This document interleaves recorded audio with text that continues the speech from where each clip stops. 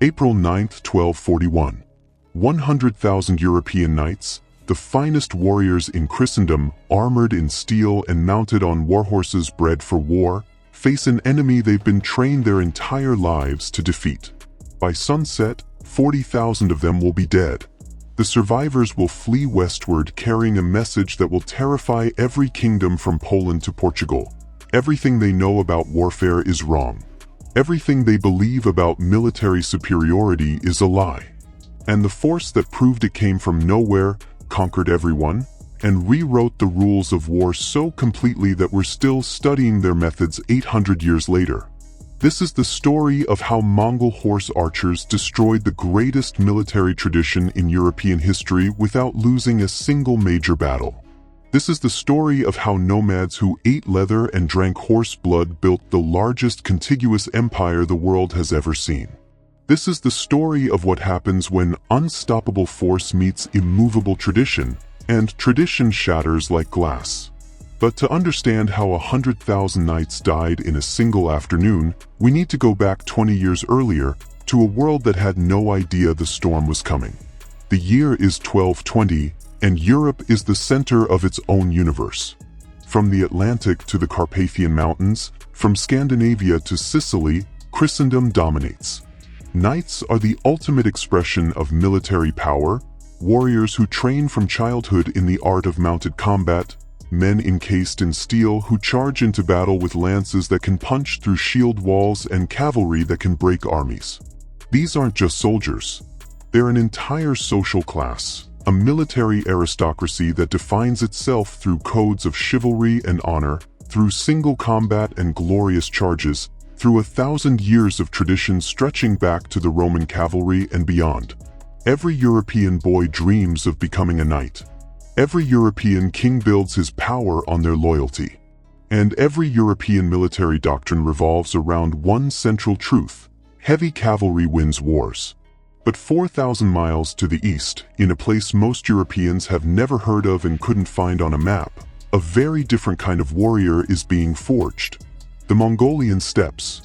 Imagine grasslands stretching to the horizon in every direction, no trees, no shelter, temperatures that swing from -40 in winter to +40 in summer, winds that never stop, and an environment so harsh that only the absolutely toughest survive. This is where the Mongols live.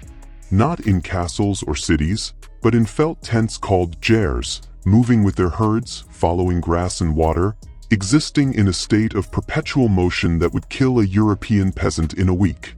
And it's this environment, this brutal, unforgiving landscape, that creates warriors unlike anything Europe has ever faced. Because here's what Europeans don't understand, what they can't understand from their fortified castles and feudal estates. Mongol children don't learn to fight. They learn to survive. And survival on the steppes means mastering skills that European knights practice as sport. A Mongol child sits on a horse before they can walk properly, held in place by family members, their tiny legs learning the rhythm of the gallop before they've said their first words. By age 3, they're given a small bow, child-sized but fully functional, and they're shooting at targets while riding. By 5, they're hunting small game, providing food for their families. By 10, they're riding in hunts that last for days, learning endurance, learning patience, learning how to track and kill. And by 15, every Mongol boy and many Mongol girls can do something that would seem like magic to a European knight. They can shoot a bow accurately while riding at full gallop. They can hit a target the size of a man at 100 yards while their horse is running 30 miles per hour. They can do this in any weather, from any angle, and they can do it all day long without rest. This isn't talent. This isn't luck.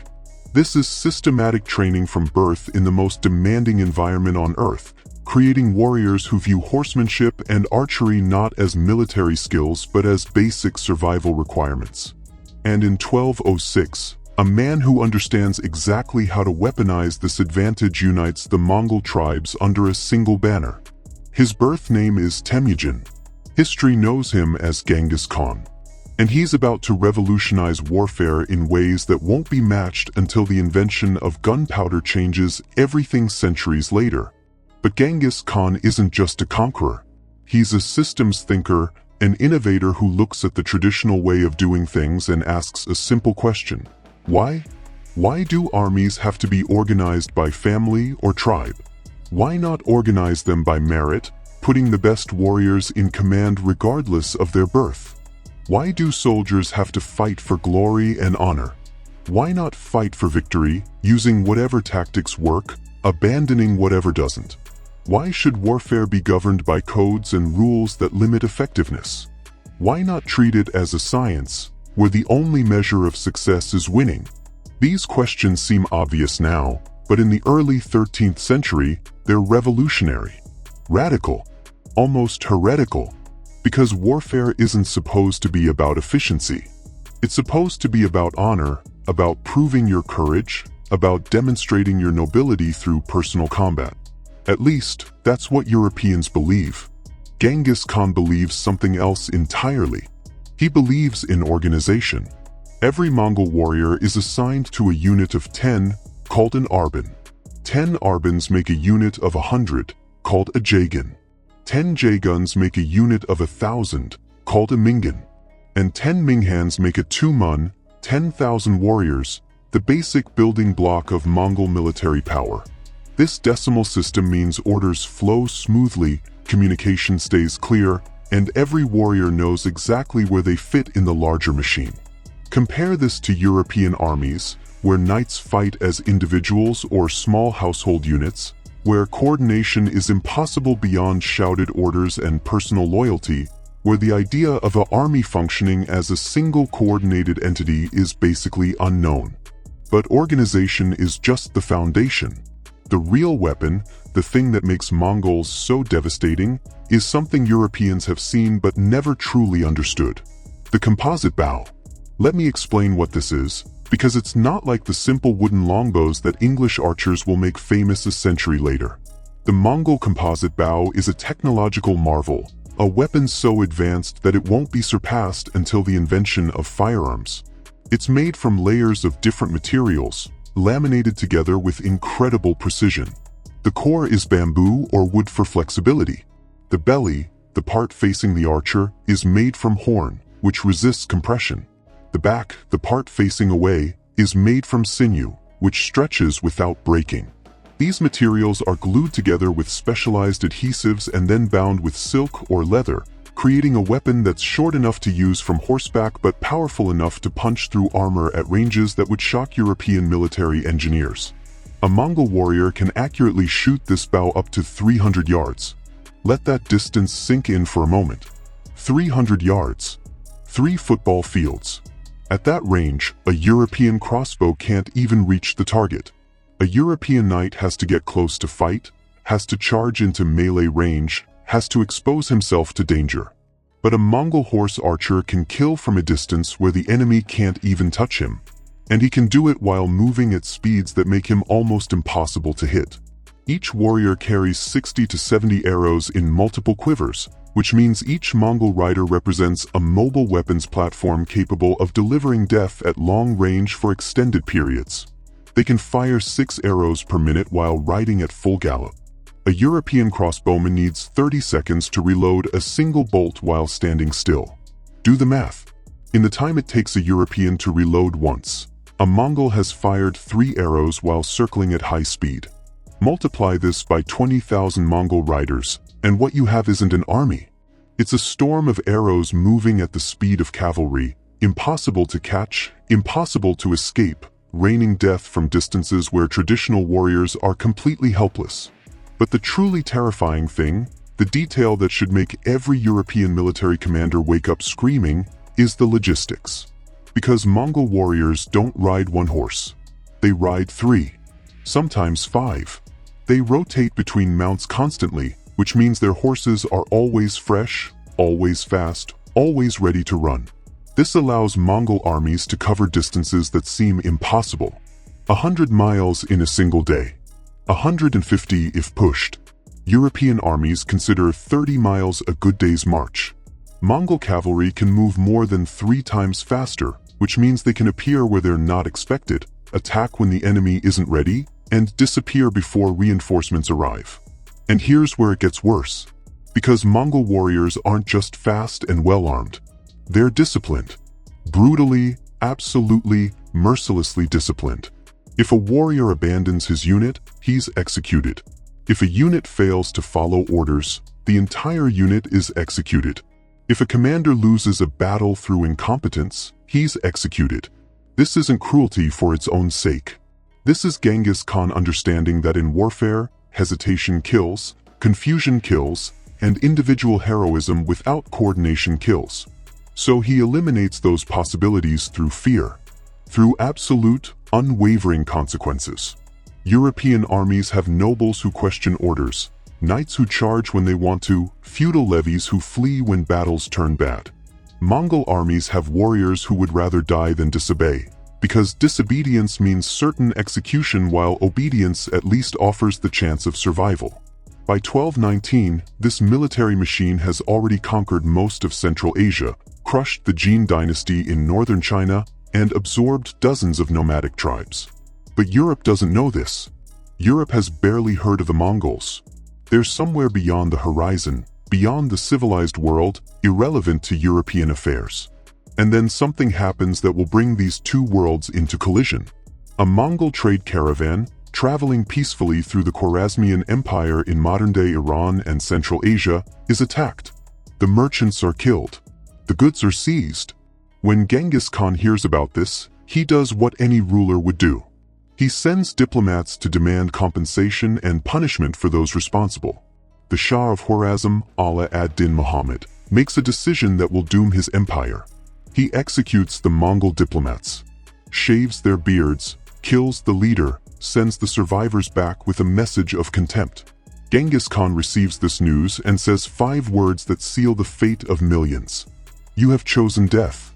The Khwarezmian Empire is one of the richest, most powerful states in the Islamic world. It controls trade routes from China to the Mediterranean. It fields armies of 400,000 men. It has fortress cities that have never fallen to siege. Its Shah believes he's untouchable, that these Mongol barbarians from the steppes are no real threat, that quantity and fortifications will protect him from whatever primitive force the Khan can muster.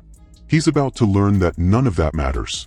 In 1219, Genghis Khan invades with approximately 100,000 horse archers. Within 2 years, the Khwarezmian Empire ceases to exist. Not defeated, not conquered, erased. Every major city destroyed. Every fortress reduced to rubble. 400,000 soldiers scattered or dead. The Shah dies in exile on an island in the Caspian Sea, fleeing from an enemy he can't escape. And the Mongols use tactics that should be impossible, that violate every rule of medieval warfare Europeans understand. But the Mongols don't care what Europe believes. They spent the next 14 years conquering everything between Mongolia and Eastern Europe. City after city, kingdom after kingdom, army after army. They develop a reputation that seems like myth. They never lose. Not sometimes. Not usually. Never. And in 1237, they turn their full attention westward. The Golden Horde, led by Battle Khan, grandson of Genghis, invades the Russian principalities with overwhelming force. This isn't a raid. This isn't a punitive expedition.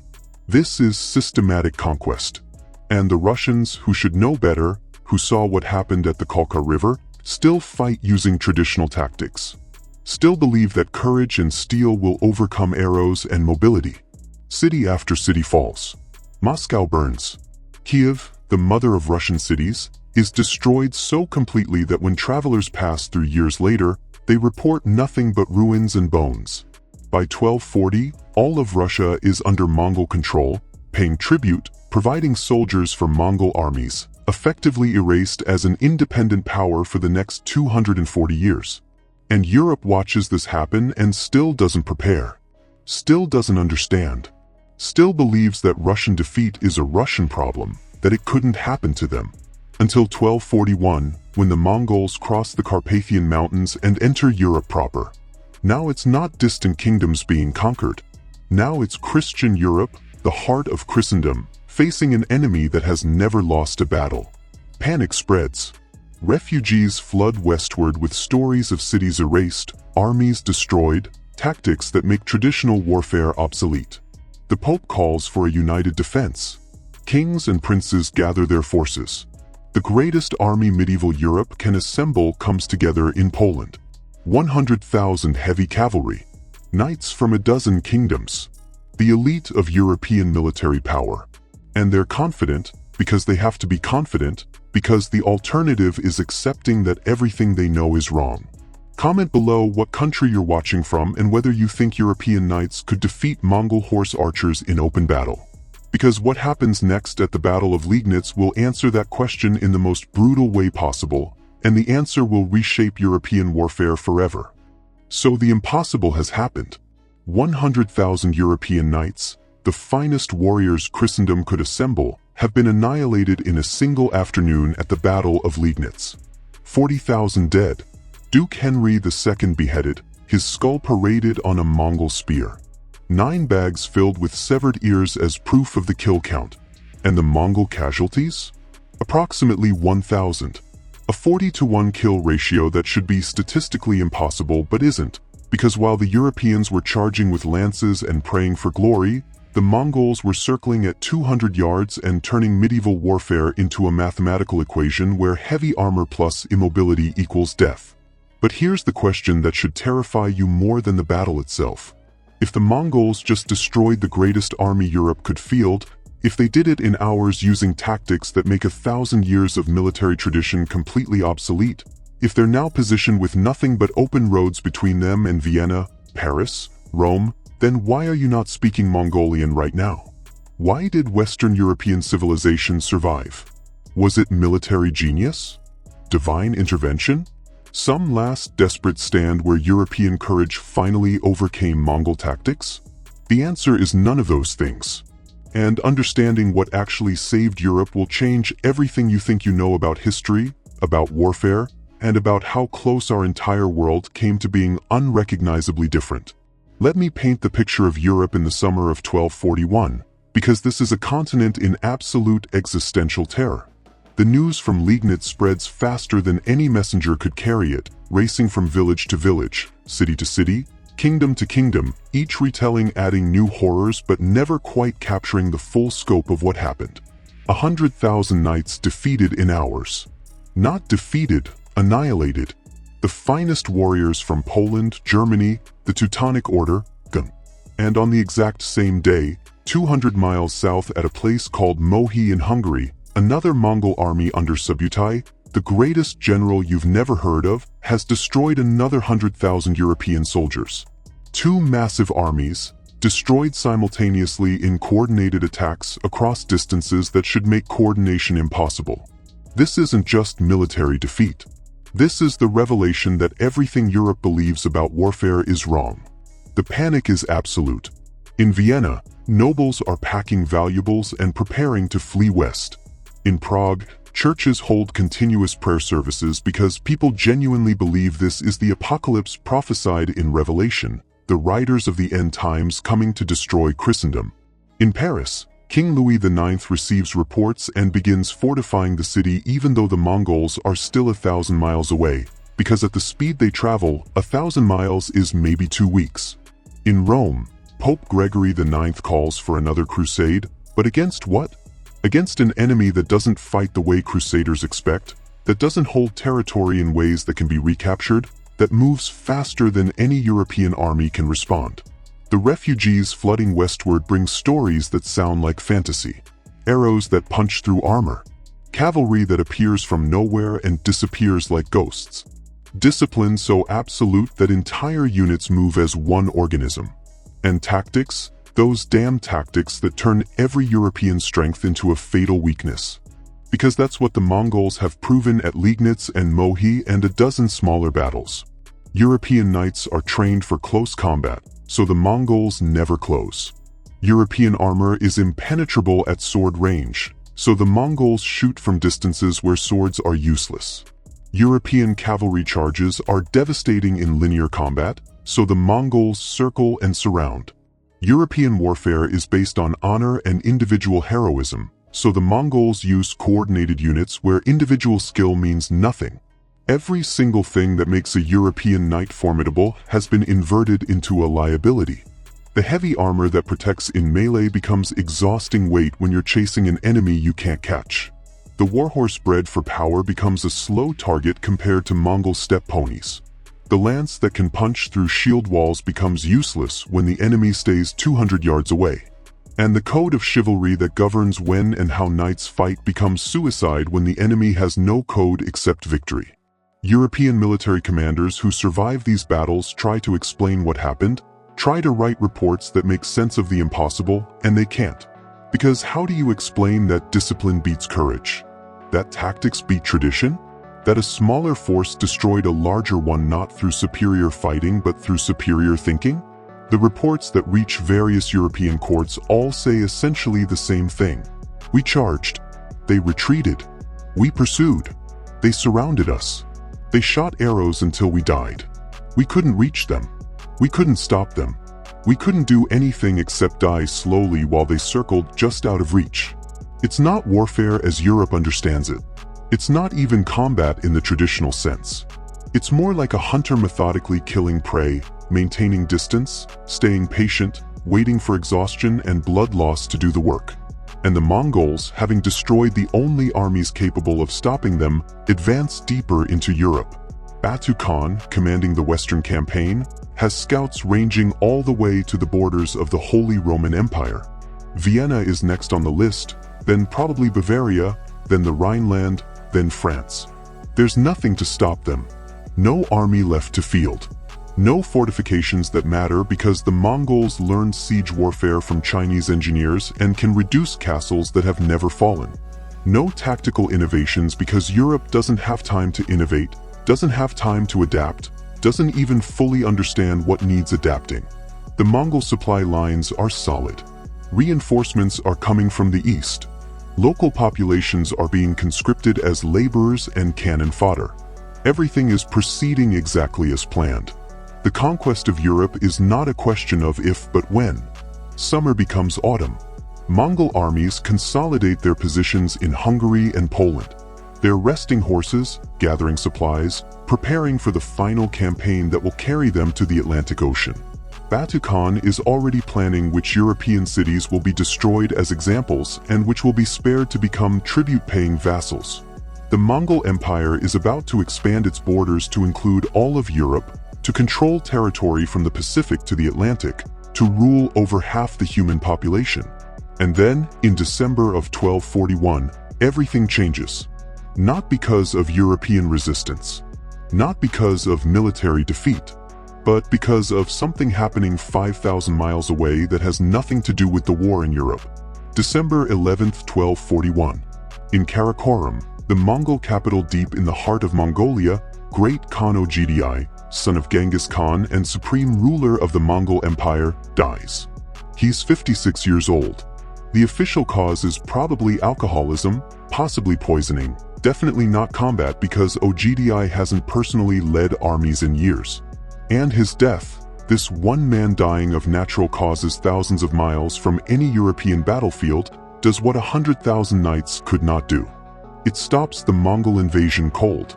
Because Mongol law, the Yasa Code established by Genghis Khan himself, has very specific rules about succession. When a great Khan dies, all princes of the blood, all potential heirs, all major military commanders must return to Karakorum for the Kurultai, the great assembly that will choose the next Khan. This isn't optional. This isn't something you can delegate. If you're a Mongol prince with any claim to power and you're not at the Kurultai, you forfeit all rights to leadership. You become irrelevant. And Batu Khan, despite being on the verge of conquering all of Europe, is a prince of the blood. His presence at the succession is not just expected, it's mandatory. The messengers reach Batu's camp in January of 1242. They've ridden for 6 weeks straight, killing horses with the pace, carrying news that the great Khan is dead. Batu receives the message and he faces a choice. Continue the European campaign, complete the conquest, add half a continent to the empire but lose all influence over who becomes the next supreme ruler. Or withdraw, abandon the invasion when victory is certain, return to Mongolia to protect his political interests. For a European commander, this wouldn't even be a question. You finish the campaign. You secure the victory. You take the glory. But Batu isn't European. He's Mongol. And for Mongols, the empire's internal politics matter more than any foreign conquest. Because what good is conquering Europe if someone else becomes Great Khan and takes away all your power? What good is military glory if you come back to find your rivals have divided your territories and reduced you to a minor vassal? So Batu Khan makes the decision that saves Western European civilization. He withdraws. In the spring of 1242, the entire Mongol army in Europe, hundreds of thousands of warriors, begins moving east. Not retreating in defeat. Not fleeing from European resistance. Simply leaving because political necessity demands it. The Europeans, watching this withdrawal with confusion and desperate relief, don't understand what's happening. They think maybe their prayers worked. Maybe God intervened. Maybe the Mongols overextended their supply lines or faced some disaster in the east. They create myths about how the vigorous defense of certain cities turned the tide, how European resistance was fiercer than the Mongols expected, how Christendom's faith proved stronger than pagan swords. None of it is true. The Mongols leave for the same reason they came, because it serves their interests. Europe is simply lucky that internal Mongol politics became more important than external conquest. But here's what you need to understand, what European chroniclers at the time couldn't quite grasp. The Mongols didn't leave because they had to. They left because they chose to. Batu Khan could have ignored the succession, could have sent representatives, could have continued the campaign and dealt with political fallout later. But he calculated that the risk wasn't worth the reward. Europe was already beaten. The armies were destroyed. The path to the Atlantic was open. The conquest could be completed any time in the future. But the succession happened once. Missing it meant permanent loss of influence. So he withdrew, taking his armies back to Russia where he would establish the Golden Horde, a Mongol Khanate that would rule over Russian territories for the next 240 years. And he never returned to Western Europe. Not because he couldn't, because he didn't need to. Russia provided enough wealth and resources. The political situation in the larger empire became more complex. Other frontiers in the Middle East and China demanded attention. And Western Europe, that place he almost conquered, gradually ceased to be a priority. The succession crisis itself takes years to resolve. Different Mongol princes support different candidates. Factions form. Political maneuvering replaces military campaigns. Eventually Gayuk, Ogdiai's son, becomes Great Khan, but he dies after only 2 years. Then Monk takes power. Then Kublai. Each succession further fragments the empire. The Golden Horde in Russia becomes semi-independent. The Ilkhanate in Persia goes its own way. The Yuan dynasty in China becomes a separate entity. The united Mongol Empire that terrified the world splits into competing khanates that sometimes fight each other. And in this fragmentation, Europe gets its reprieve. Not a victory. Not a successful defense. A reprieve. A stay of execution granted not by European action but by Mongol distraction. And what does Europe do with this gift of survival? It adapts. Slowly, painfully, reluctantly, European military thinkers begin to understand what the Mongols proved. Heavy cavalry is not invincible. Armor is not the ultimate protection. Individual heroism matters less than coordinated tactics. Mobility can beat strength. Range can beat armor. Discipline can beat courage. These lessons don't sink in immediately. Old habits die hard. Knights continue to dominate European warfare for another century. But the seeds of change are planted. European armies begin experimenting with lighter cavalry. Archery becomes more respected, more practiced. The English longbow, which will devastate French knights at Crécy and Agincourt, is partly a response to the Mongol demonstration of ranged warfare's effectiveness. Professional standing armies start to replace feudal levies. Military education becomes more systematic. The idea that warfare is a science rather than an art of individual glory slowly gains acceptance. But the changes go deeper than just military tactics. The Mongol invasion, brief as it was, shatters European complacency. For 1,000 years, since the fall of Rome, Europe has been relatively isolated, fighting internal wars, crusading against Muslims who fight in understandable ways, assuming that European civilization is the center of the world. The Mongols prove that assumption false. There are powers in the East that dwarf European kingdoms. There are military systems that make European traditions obsolete. There are entire civilizations that Europe knows nothing about but that could destroy Christendom in months if they chose to. This realization, this sudden awareness of vulnerability, changes European psychology. It contributes to the later age of exploration, the drive to find new routes to Asia, the need to understand the wider world. Because ignorance almost got Europe conquered, knowledge might prevent it from happening again. The Mongol Empire itself continues for another century, but it never again threatens Western Europe. The Golden Horde occasionally raids into Poland and Hungary, but these are minor incursions compared to the 1241 invasion.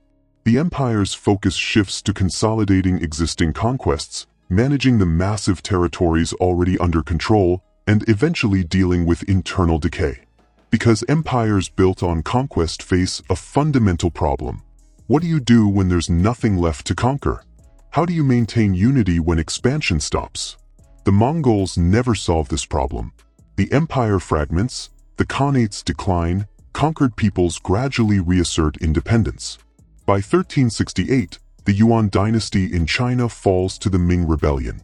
By 1480, Russia throws off Mongol rule. The last remnants of Mongol power fade away, absorbed into the civilizations they once conquered. But the legacy remains. The Mongols proved things about warfare that military theorists still study 8 centuries later. They proved that mobility is a force multiplier, that communication and coordination can overcome numerical disadvantage, that understanding your enemy's weaknesses matters more than maximizing your own strengths, that innovation beats tradition, that adaptability beats stubbornness, that logistics win wars as much as tactics. These aren't just historical curiosities. These are principles that modern militaries still teach, still practice, still consider fundamental. The Wehrmacht's blitzkrieg tactics in World War II, using mobility and coordination to defeat larger forces, are conceptual descendants of Mongol strategy. Modern military emphasis on combined arms, using different unit types in coordinated attacks, echoes Mongol organization. The idea that you should fight wars in ways that minimize your casualties while maximizing enemy losses, that seems obvious now, was revolutionary when the Mongols systematized it. And here's the haunting question that should keep you awake at night. What if Ogedei Khan hadn't died in December 1241? What if he'd lived another 5 years, another 10? What if Batu Khan had completed the conquest of Europe before the succession crisis forced his return? The path was clear. The armies were destroyed. Nothing stood between the Mongols and total victory. Would they have stopped at the Atlantic? Would they have invaded Britain? Would North African kingdoms have been next? Would the Mongol Empire have eventually encompassed 3 continents?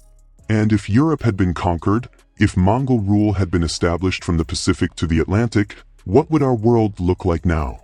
Would Christianity have survived as a major religion or been gradually replaced by Buddhism and shamanism? Would the Renaissance have happened under Mongol rule? Would the Age of Exploration have occurred if Europe was a Mongol province?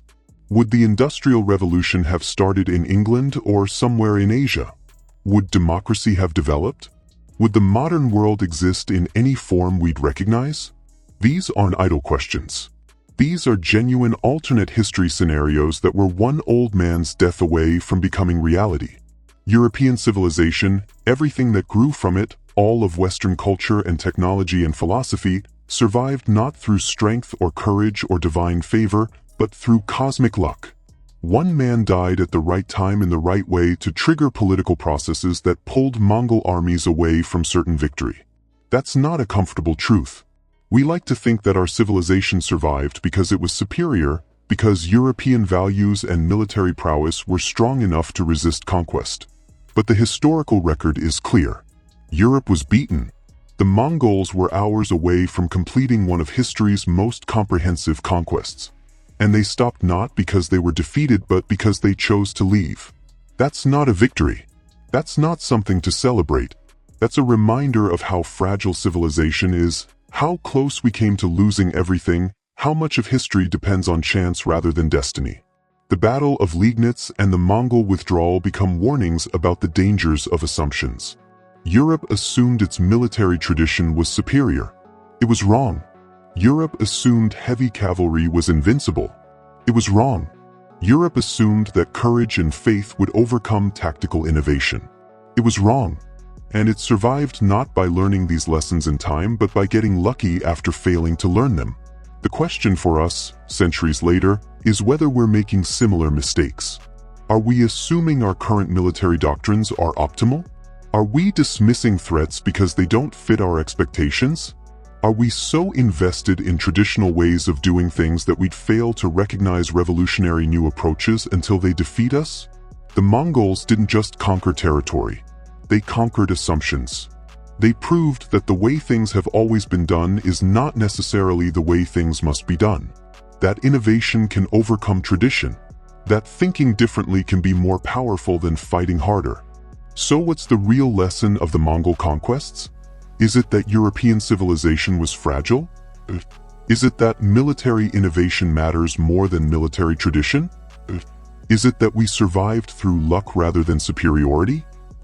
But the deepest lesson is this: underestimating enemies is fatal. The Europeans underestimated the Mongols, dismissed them as barbarians, assumed that horse archers couldn't defeat armored knights, believed that 1,000 years of military tradition couldn't be obsolete. And they paid for those assumptions with 40,000 lives at Liegnitz alone, with millions of lives across the Mongol conquests, with centuries of Mongol rule over half of Europe. They learned, eventually, but only after catastrophic defeat. The question is whether we're capable of learning before catastrophe forces the lesson upon us. Now I want you to do something. I want you to comment below with 3 things. First, what year you're watching this from, because I'm curious how far into the future this story reaches. Second, tell me honestly, if you had been a European military commander in 1241, knowing what you know now about both European and Mongol tactics, could you have devised a strategy to defeat the Mongol horse archers? Because historians still debate whether any defensive strategy could have worked or whether the tactical advantage was simply too overwhelming.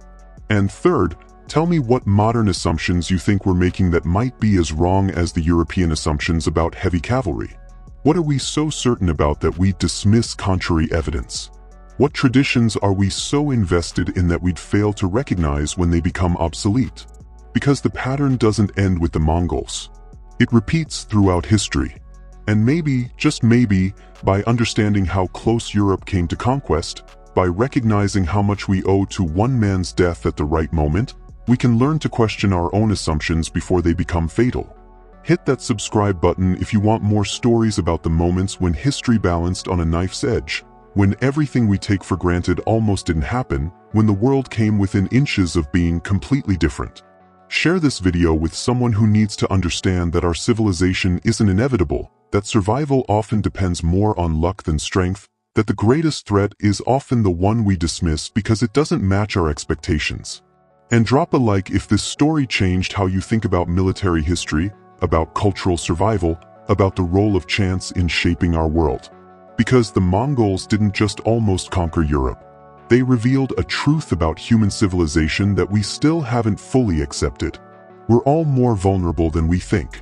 Our traditions are more fragile than we believe. And sometimes the only thing standing between survival and annihilation is an old man dying at exactly the right moment, 5,000 miles away from the battlefield where everything was being decided. That should terrify you. And maybe, if we're smart, it should also inspire us to stay humble, stay adaptable, and never assume that the way things are is the way things must always be.